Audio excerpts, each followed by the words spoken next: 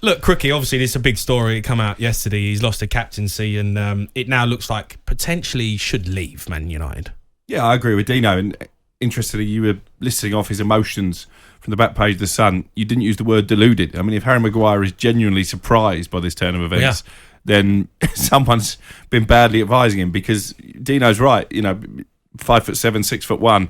As soon as the left back starts getting picked ahead of you, that's a pretty big indication that you're not part of the manager's plans. The issue that Manchester United have is that he had a clause in his contract, Harry Maguire, that got him a pay rise if they qualify for the Champions League, despite the fact you could argue he didn't play much of a part in them doing that. So he's going to be an expensive one to shift. They're not going to get back anywhere near the money that they paid out for him. And up until a couple of weeks ago, Maguire, as I understand it, wanted to stay and fight for his place, but this might just be the last straw. I think he has to leave. He's been the leader of the worst period in Manchester United's Premier League history. Do you know what as well? De Gea, I know we're off Harry Maguire for a minute. He got 78 million quid in wages off Man United. Yeah. And they're moaning, has he been treated with enough respect? Let me tell you, De Gea got the best out of that deal, them 11 years. And he was comfortable to be part, again, of an underperforming Manchester United side and to pick up his wages. So what I like from a Manchester United perspective, from a fan's perspective this summer, is finally they're acting like a ruthless football club, because De Gea isn't the right answer to be our number one. So Anana's coming in, good decision. Maguire shouldn't be the captain, good decision. In the past, under previous managers, I'm not sure these decisions would have been made. I want to talk about Arsenal a little bit. They've signed Declan Rice, huge signing. They've gone mad about it. But their previous record signing, Nicolas Pepe, which was a complete disaster for them. Crookie, what's going on with him?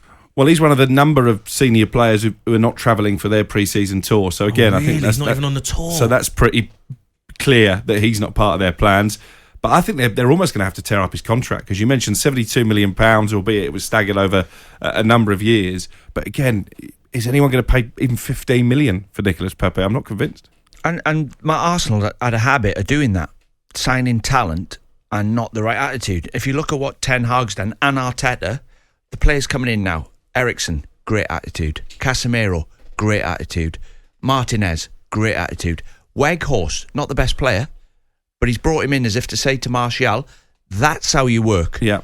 And I think Pochettino's going to do the same at Chelsea. If you look at the players that have left there this summer, I think it's so important in the modern game, isn't it? Because footballers are so well paid, but you have to have the right attitude and right application. I think you're spot on. Yeah, Quickie, just on Chelsea, while I've got you, they've got rid of players. Fair play to them. They've had a touch. The Saudis have all of a sudden throwing cash at it and they're signing the players and getting out. But who's coming in? Because they got to sign some top players to compete. Particularly in midfield. They're really light in that department. They're a bit stacked in terms of forward players. I think 12, 13 attackers, if you include players like Raheem Sterling, who can play out wide or can play through the middle. Obviously, they're trying to shift on Lukaku, but that took an unfortunate turn from Chelsea's perspective at the weekend when Inter Milan pulled out of the race. Moises